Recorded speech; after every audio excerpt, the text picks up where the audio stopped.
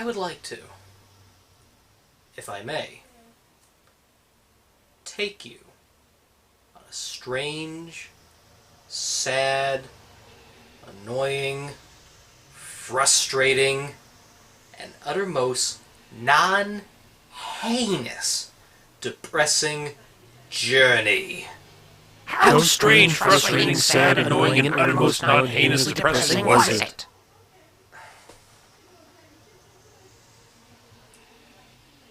Just play the intro. I bid you welcome.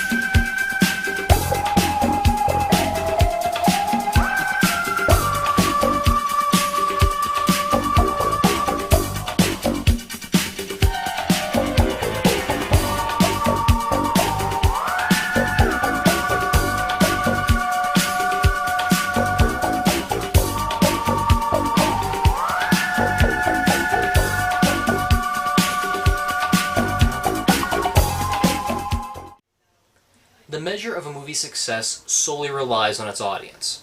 True, you can point to the box office receipts and the critical reception and how many awards it got in the process, but no one is better to judge than that of the typical mainstream movie-going audience. It truly solely depends on just how far one person will go out of its way to keep the memory of the movie in place, and when they actually do find someone that saw a similar movie and shares similar interests, it definitely shows that said feature is working its charm very well into the public.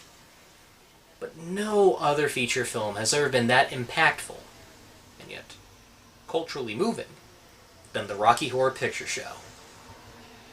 In the early 1970s, Richard O'Brien wrote a musical titled The Rocky Horror Show, a love letter to science fiction and B-grade horror movies with a touch of glam rock.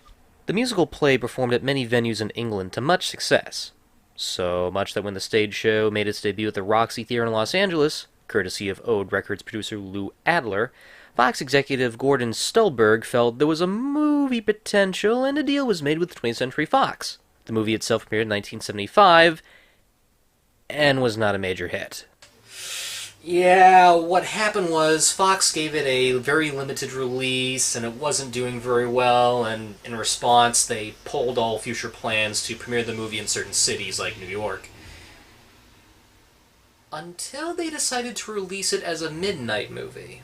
Back then, it was commonplace to have features like Pink Flamingos, Reefer Madness, and El Topo gain an audience through the late night cult.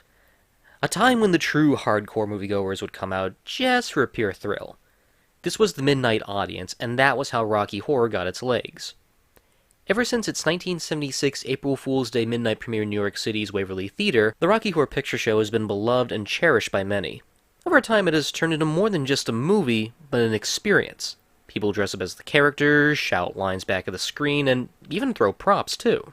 And it's this reason that it still remains in movie theaters and drive-in theaters to this very day. Even when Disney bought out Fox and withdrew some of the company's movies from theaters, they gave Rocky Horror an exception. There you have it. The power of this movie is so great that even the House of Mouse can't take it out of theaters. Think about it. A movie that was largely ignored on its first release got turned into a social phenomenon. And as you can tell by the decor behind me, I have great respect for this musical. I even happen to own a Laserdisc version of this flick! And I don't even have a Laserdisc player. Yet. With so much history and fan appreciation, you'd think they would try and make lightning strike twice and garner some sort of success, or at best try to recapture the majestic magic this flick left behind. And oh, they tried. They tried. and it got turned into by far one of the most confusing and frustrating and strangest pieces of television history to ever be broadcasted since the Star Wars Holiday Special. Actually, no, I take that back. That's kind of being nice. That and I kind of like Jefferson Starship and B. Arthur's appearances. If there was a better way to compare this, I would say the 1975 Superman TV musical performance. Regardless of the comparison, it's that pretty bad. First, a quick history lesson.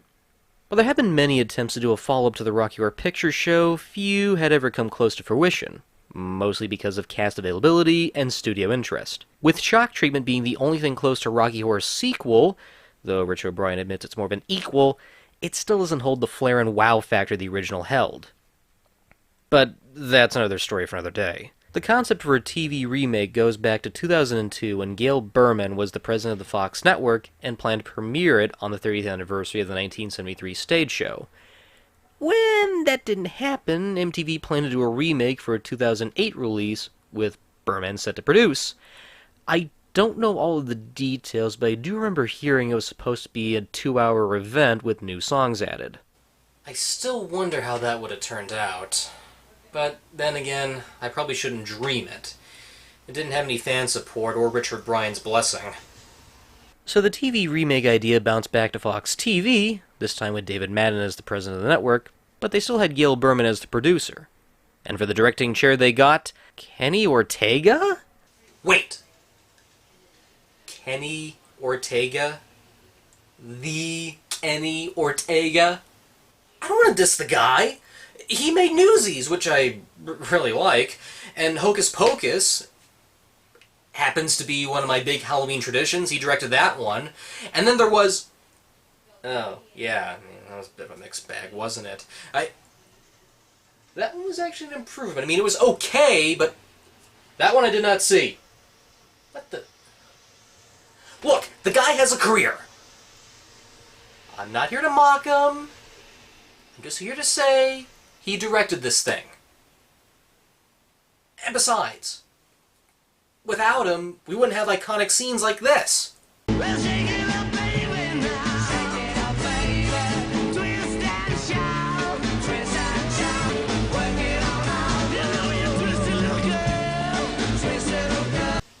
Yep, Ortega was quite the choreographer in his days.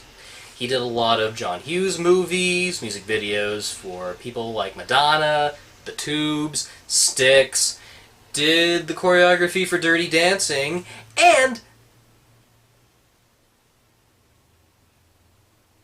Ortega has a career, regardless of the resume. So as you can imagine, I'm hesitant on talking about this movie because there's clearly a lot of talent and effort going into this. It's clear they wanted to make this movie with the best of intentions. Hell, they even go out of their way to get Tim Curry as the criminologist.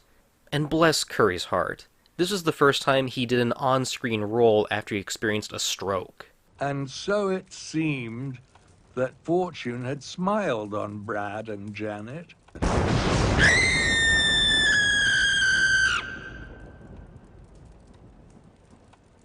Or had they? On first watch, I was unaware of this. And then when I found out after, I kinda felt bad. Tim is clearly trying to give it his all despite his current health condition. So, on the whole, kudos for trying. And actually what they do with the opening song Science Fiction Double Feature is actually good.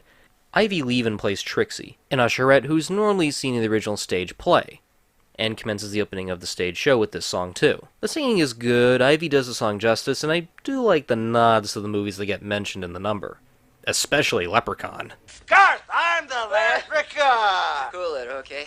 I'm the leprechaun! Stop it, alright? Sweetie, it's me. What?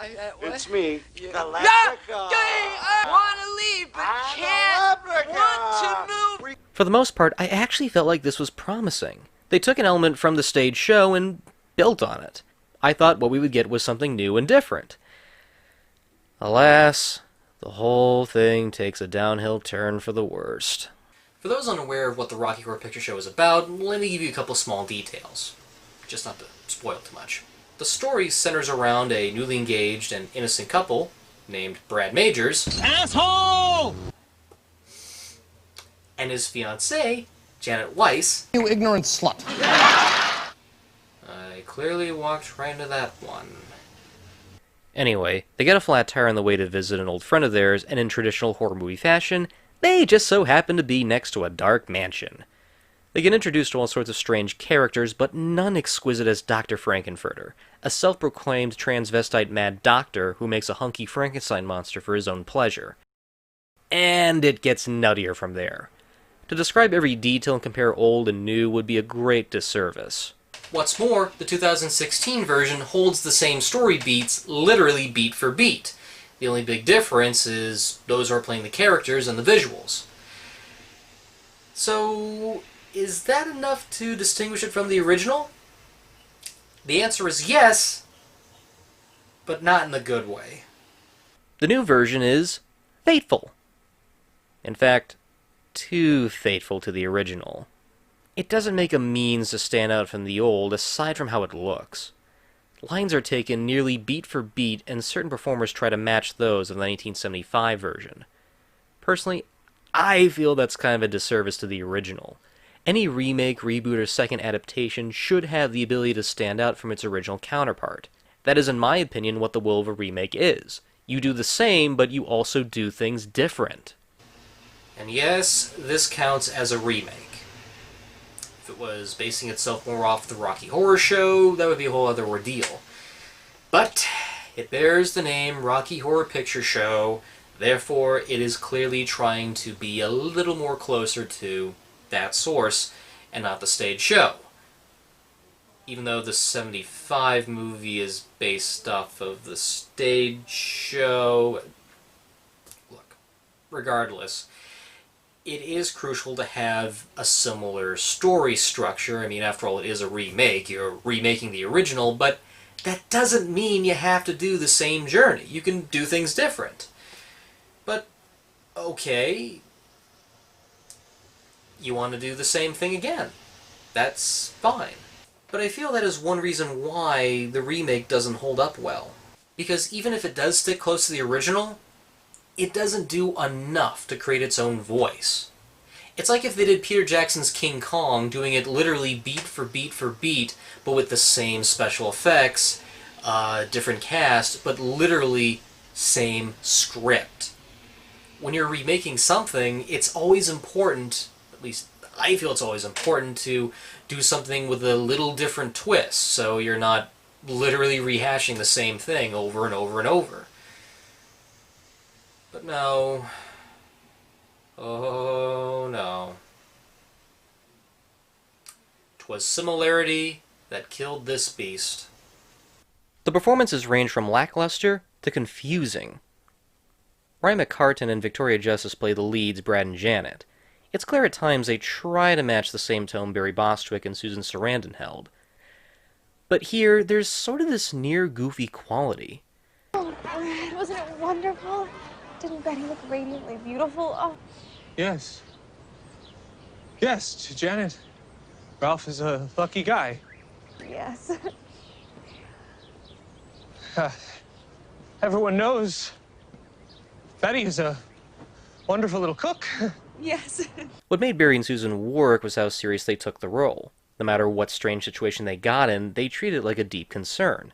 Oh, Brad! It's all right, Janet.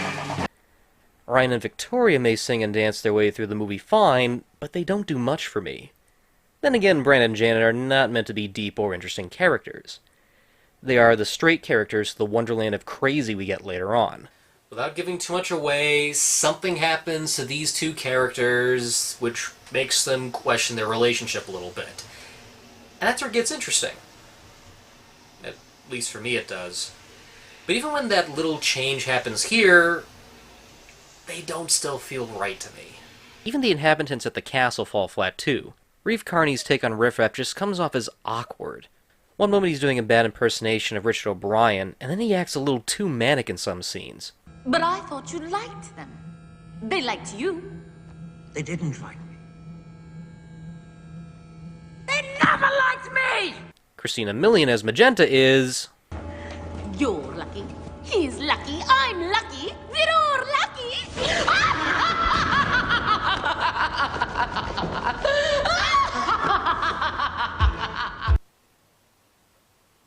Way too over the top. Even Annalay Ashford as Columbia doesn't escape my annoyance. At first I thought this was an interesting direction for the character, seeing Ashford does a more rebellious variation, but as the movie drags on... My God, I can't stand any more of this! First you spurn me for Eddie, then you throw him off like some old overcoat for Rocky. Two people up. Oh my God, I can still hear it. Very lucky to be invited up to Frank's laboratory. Some people would give their left arm for the privilege. People like you, maybe. I've seen it. And what did it get me? Yeah, I'll tell ya. A big nothing. You're like a sponge. You just take. You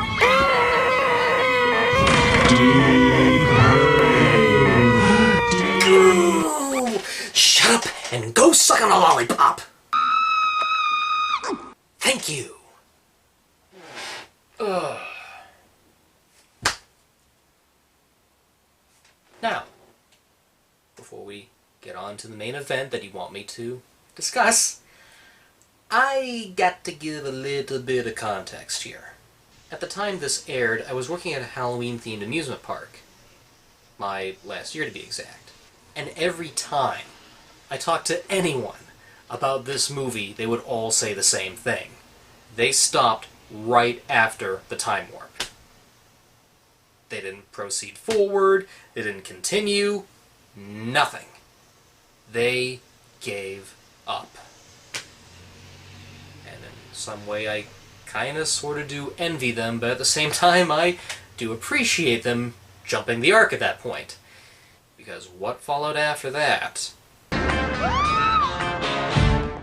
do I see you've met my faithful hand? I'm just a sweet transvestite from transsexual Transylvania.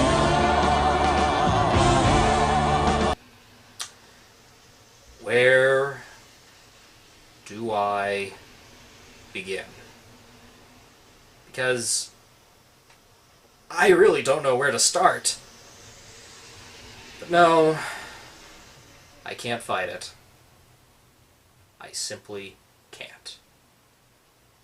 I've got to hold on, try to be strong.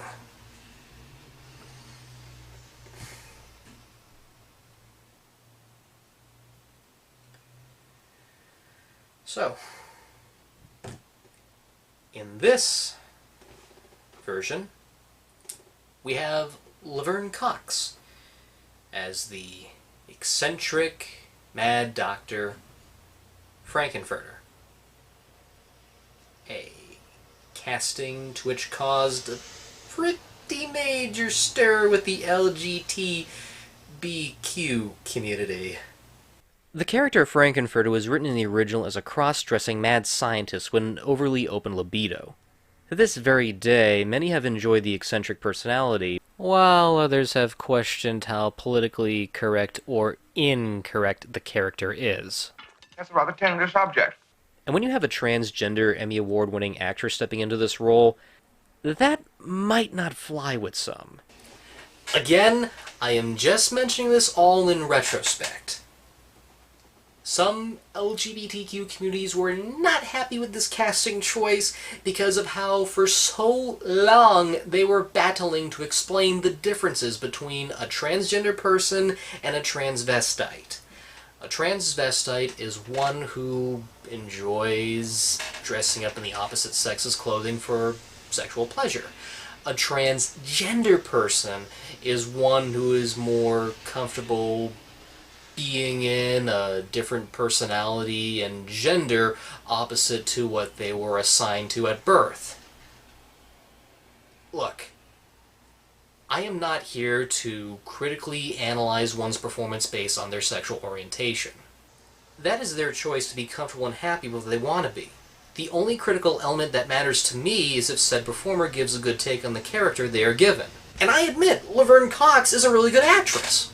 Eddie has left the castle. Let's see if you can find him on the monitor. Oh, Rocky! Excellent.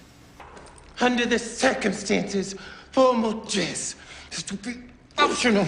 You see, you're fortunate. Well, tonight is the night. My beautiful creature is destined to be born! I just have no idea what the motivation is here. I feel like too much time was spent on trying to imitate Tim Curry's performance, and less was done on bringing a new version of the character. Come to think of it, it just feels like she's holding back most of the time. And again, with a transgender actress playing the role, there's such a big missed opportunity here. In a recent stage production of Little Shop of Horrors at the Pasadena Playhouse, transgender actress and singer MJ Rodriguez took on the role of Audrey. To many, this was considered important as no major production ever had a transgender actress play this character, especially when you consider how it presents the lyrics of Suddenly Seymour in a new light no one ever considered prior.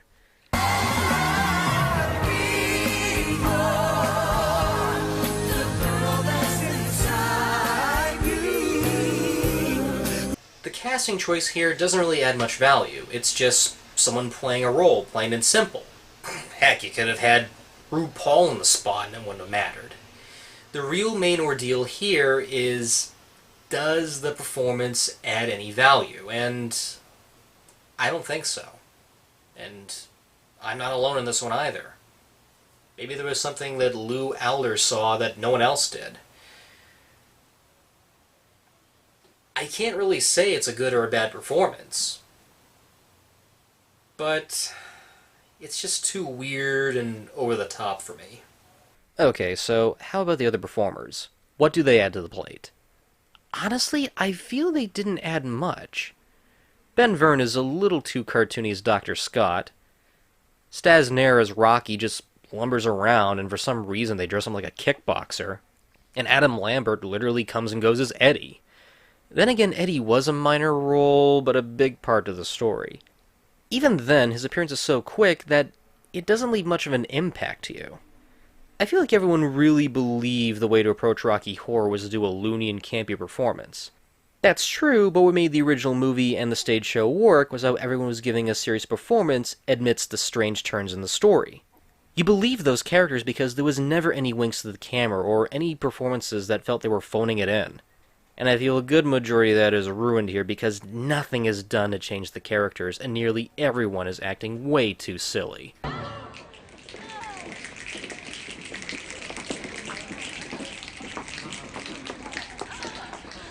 So no one applauds here.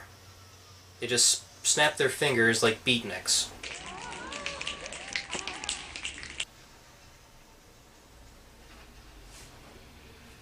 What do you think of that? Huh? Really? Is that so? We don't get it. So, enough about Acting 101. How is everything else? The songs for the most part are there, but the orchestrations are not good. Most of the time, the tone of the song's melody sounds like something you would find in a CD for Kids Bop. With the exception of Science Fiction Double Feature and Hot Patootie, the way the other songs are performed lack the edge and pace of the original's music. In fact, it feels like each number is rushing itself just so they can get to the next one. In the velvet darkness of the blackest night. That's much too early. Prepare to fast forward. Preparing to fast forward. Fast forward! Fast forwarding, sir.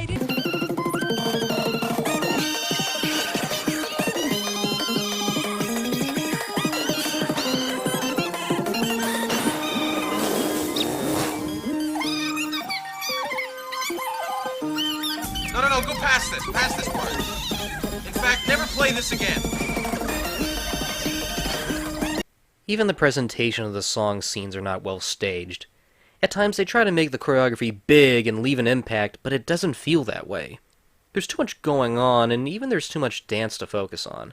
I remember seeing the reveal of the time warp and feeling confused. The original had proper build-up to its moment, while the other does hold the same build-up. However, the reveal doesn't work because everyone is doing something different. The other songs are even staged more awkwardly as the movie goes along. Like, I really need to see Damn It Janet be performed while Brad and Janet dance on some graves. Much like how this one dances on the grave of the original movie.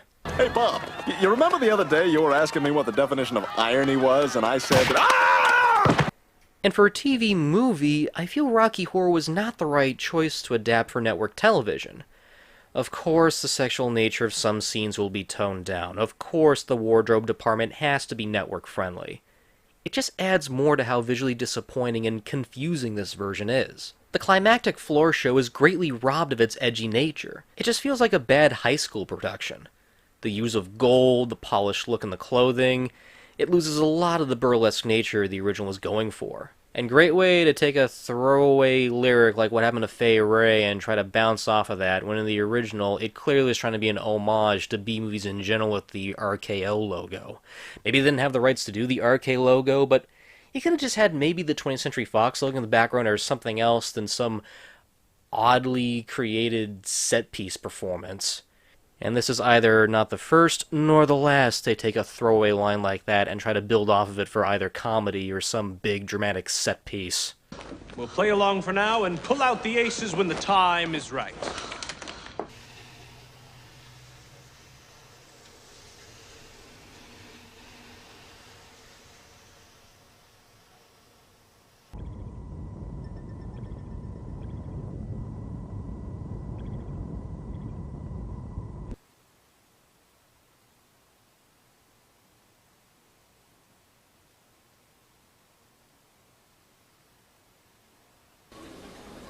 Even the laugh track didn't think that was funny. But oh, that is not the only other insulting thing.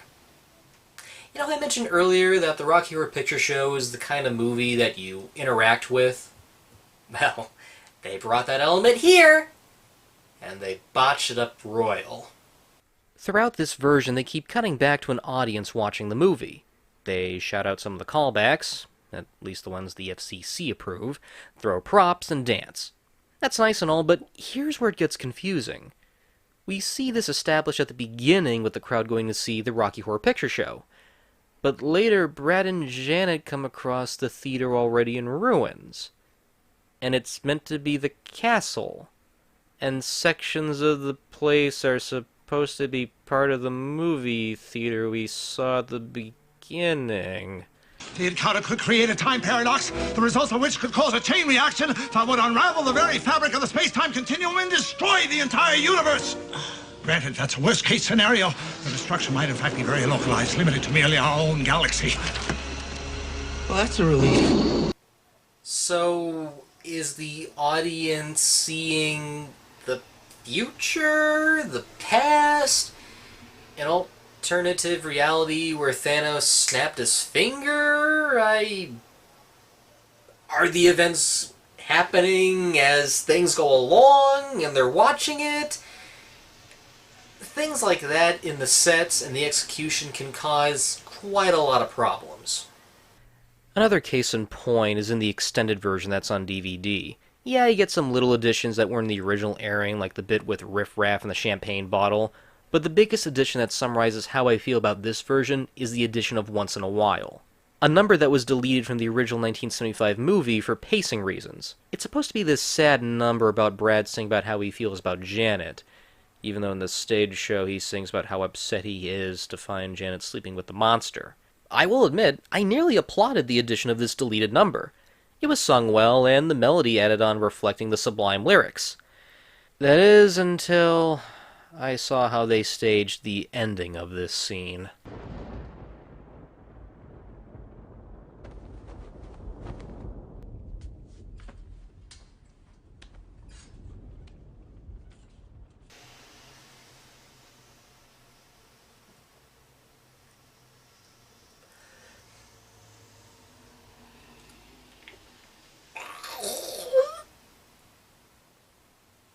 Wow. Wow. I mean, you almost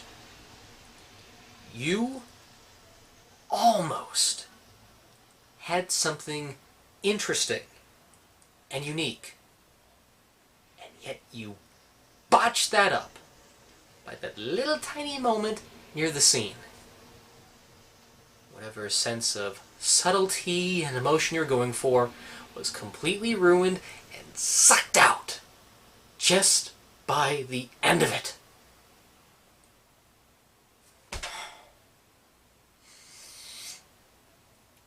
If there was a word in the English language dictionary to summarize this whole Denton affair, it would be lame. And you know, that 2016 Ghostbusters reboot that got all the hate train, in hindsight, I don't think it really deserved it. I mean, don't get me wrong, I don't think it's a perfect movie. It has problems, major problems, but the constant trashing and flaming and dumpster bin of fire.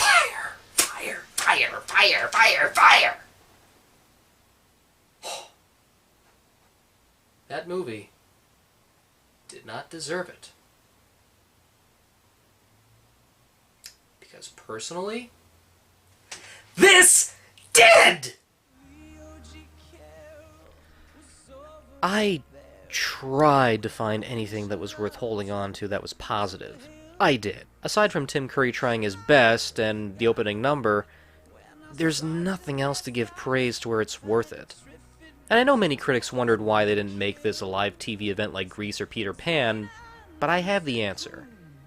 It was meant to be a TV movie from the start, and that's how it was approached. In hindsight, making this a live telecast would have benefited greatly in some way. I would have at least given props for trying to give it a stage show execution. But alas, it was made as a TV movie, and it's reviewed as such. A miserable exercise in what happens when you get too close to the source and create something that doesn't have its own voice or identity. It was a miserable experience seeing this first time around, and it certainly got more depressing second time around. There is at least one tiny upside here. In 2015, the BBC aired a live version of The Rocky Horror Show. I mean, okay, it was a pre-recorded version, but you get the idea. They had an audience there and everything, and it was way, way better than this. My recommendation unto you is to seek that copy out instead. It serves as a better introduction to the Rocky Horror Picture Show, and it does provide a neat look at what the hype is about. Plus, we get Adrian Edmondson in stockings. There was certainly something about this castle to which a flat tire and a wet night had brought them that had made them both feel... It's not what it says here. Apprehensive and uneasy. This movie, on the other hand...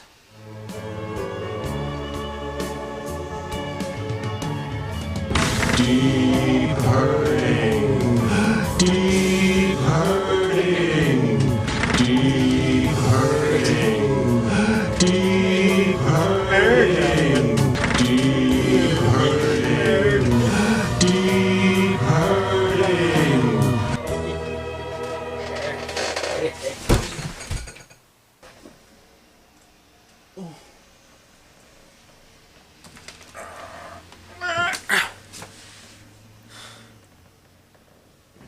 And laying on the wooden floor, a film-obsessed fox, curious for more, to see where it went wrong, and what was lost, and meaning.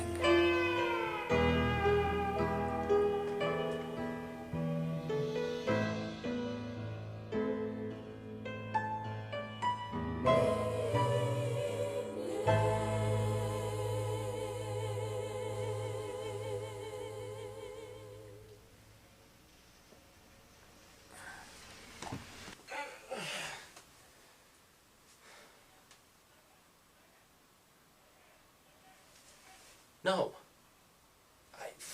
No. I can't end the episode like that. As bad as the remake was, the original still exists.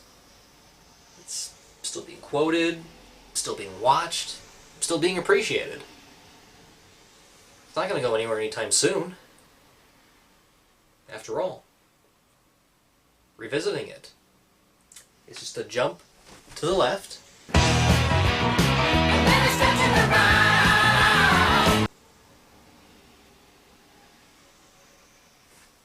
With your hands on your hips.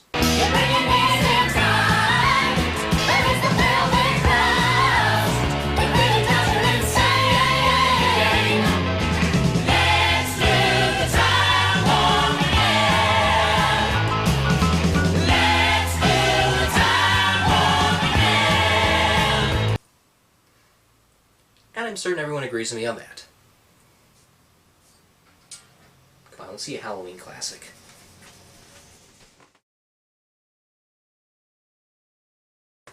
One more time. It's just a jump to the left.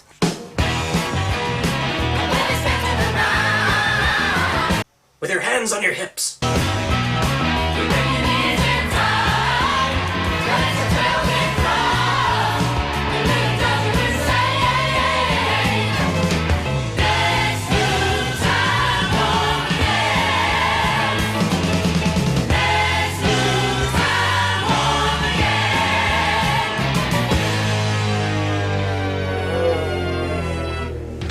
I feel a weird melting sensation over me, Obi-Wan.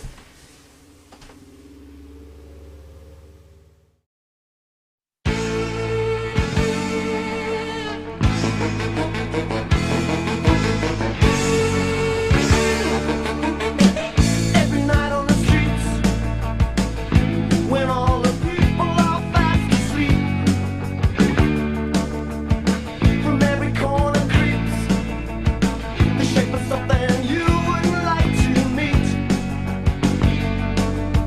Monsters rule, okay.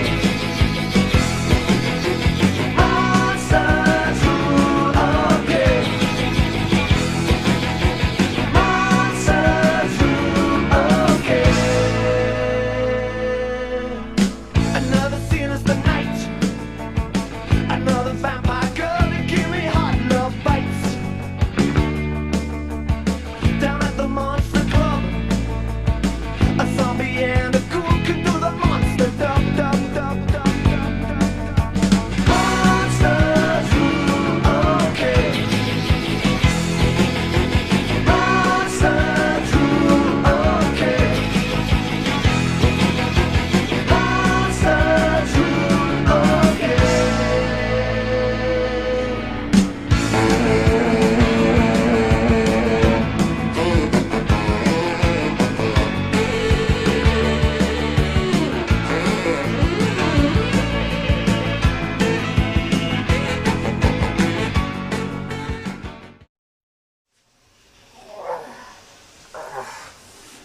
Oh man, that time warp is heavy.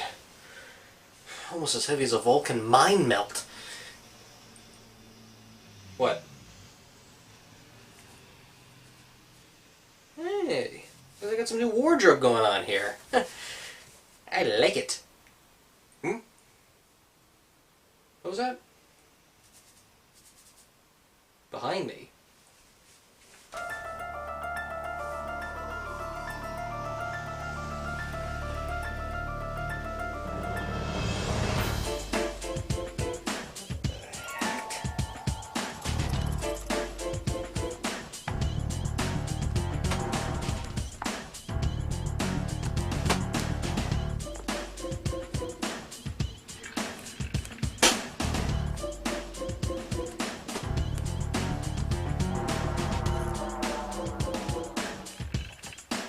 These are old Goosebumps books. What would I be doing with... Oh no.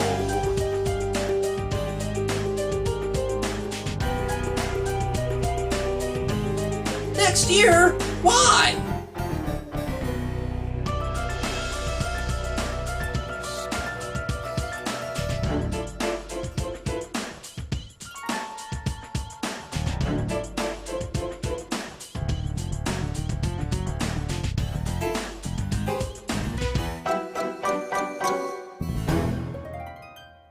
Yeah. Do you think there are any of these films that the average moviegoer wants to see if they want to check out one cult film? I think the one to start with is obviously the Rocky Horror Picture Show. That's the quintessential cult film. It's the one that's made the reputation, and it's kind of fun, It is fun, but you got to bring, or be prepared to get squirted. Right. Bring newspaper, maybe a roll of toilet tissue. Don't wear your new clothes. Sunday best, right.